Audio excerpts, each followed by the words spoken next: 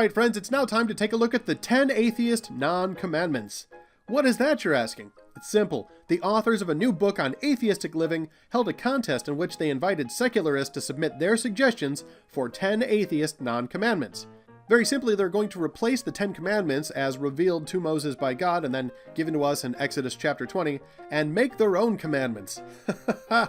This'll be great. According to CNN, this contest received 2,800 submissions from 18 different countries. Hold on to your hats, kids. This gets entertaining. The first thing you're going to learn is that atheism is unlivable. Atheists act and talk as if the Bible is true. We've already gone over what are the tenets of orthodox atheism, and nobody can live that way, which is one of the reasons why I say that atheists don't exist. Everyone knows there is objective morality because God exists, and objective morals, in other words, moral laws, cannot exist apart from God.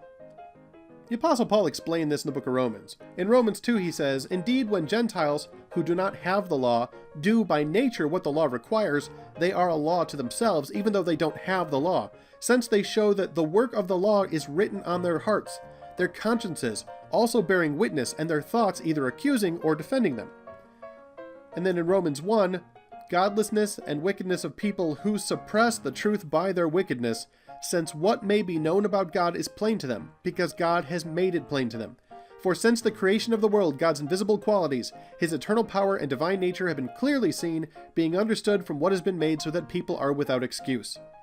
So let's take a look at the 10 atheist non-commandments, starting with number 1. Be open-minded and willing to alter your beliefs with new evidence. The irony is that this is why I became a young Earth creationist. I had been an old Earth creationist. I accepted Big Bang cosmology in billions of years, but then I looked at new evidence and altered my beliefs. The additional irony is that on atheism, there is no free will, and thus we cannot be willing or choose to alter our beliefs. This non-commandment is impossible if atheism is true. To further bring home this point, here are a list of former atheists who followed non-commandment number 1 and became Christians as a result. And this is just the tip of the iceberg. Josh McDowell, Lee Strobel, C.S. Lewis, Sir William Mitchell Ramsey, Frank Morrison, Viggo Olsen, Richard Lumpson, Spike Passeris.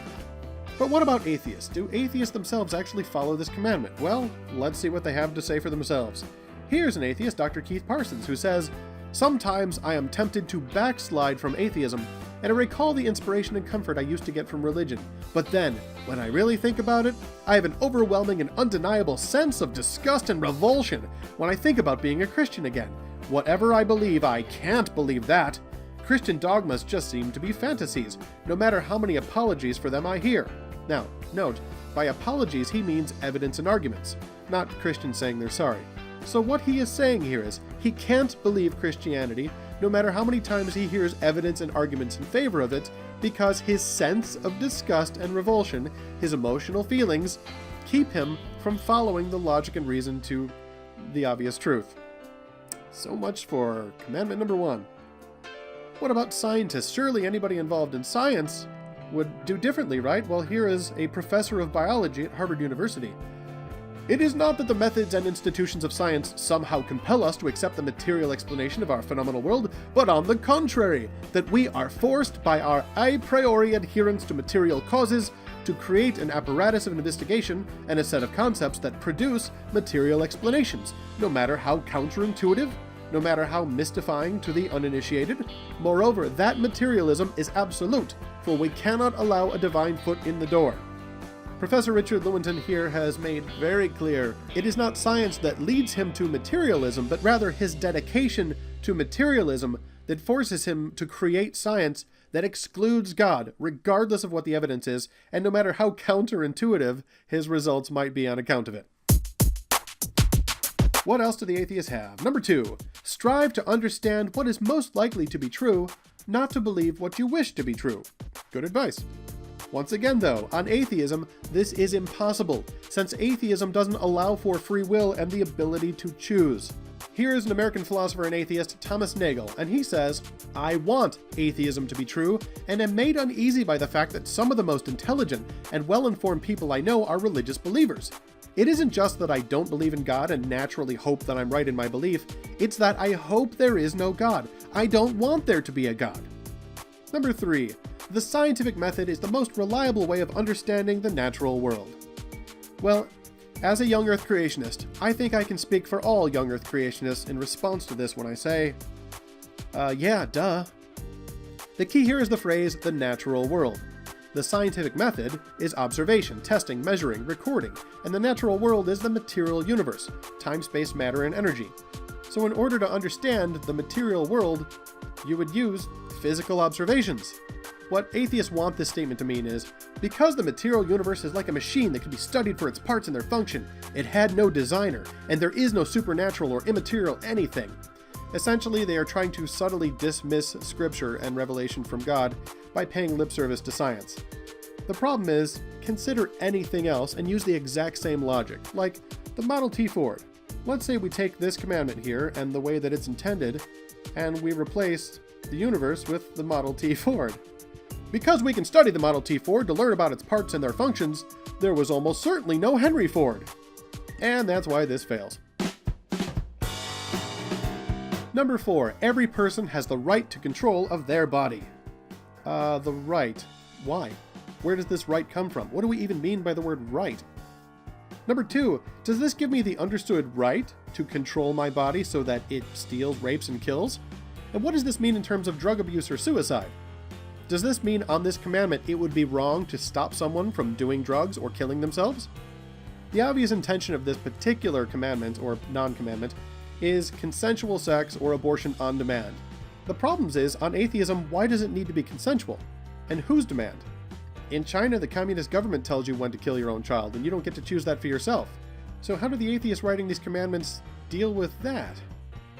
Number 5, God is not necessary to be a good person, or to live a full and meaningful life.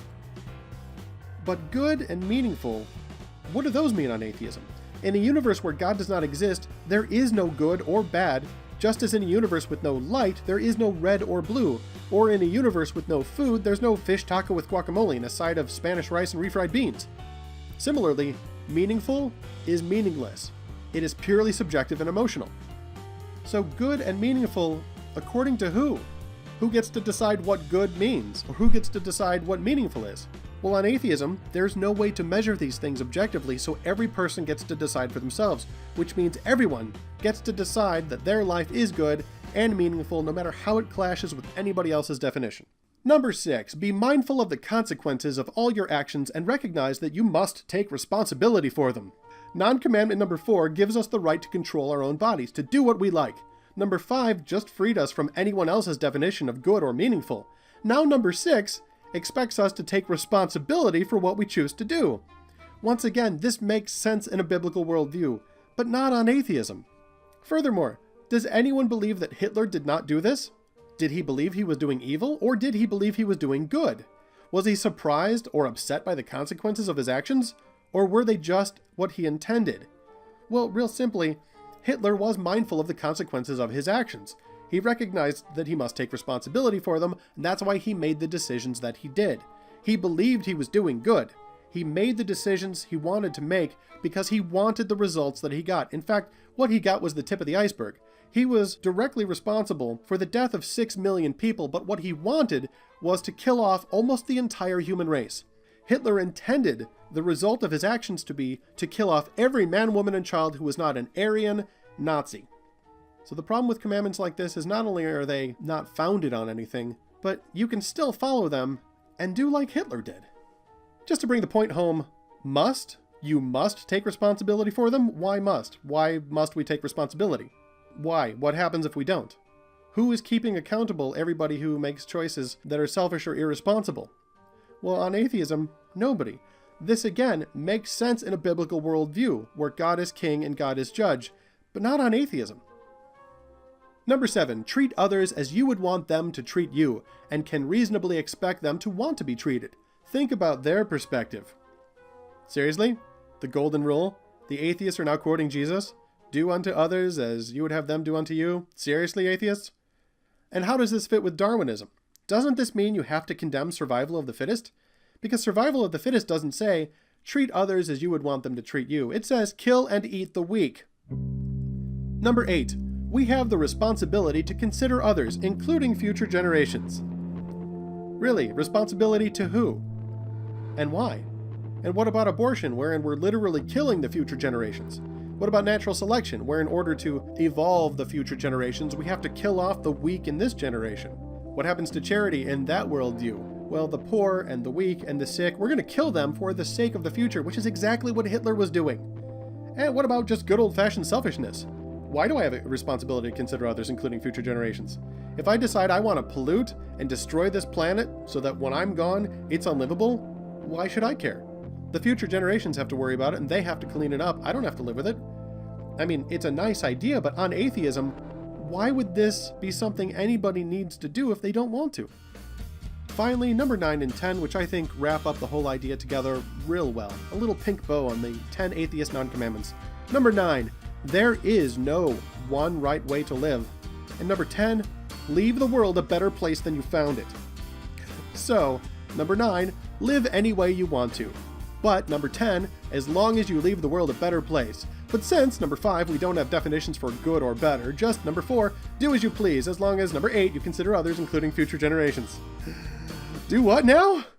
So how am I supposed to decide if I should love my neighbor or eat him? And if I have only one bullet, do I shoot you or me? Here's what the non-commandments reveal.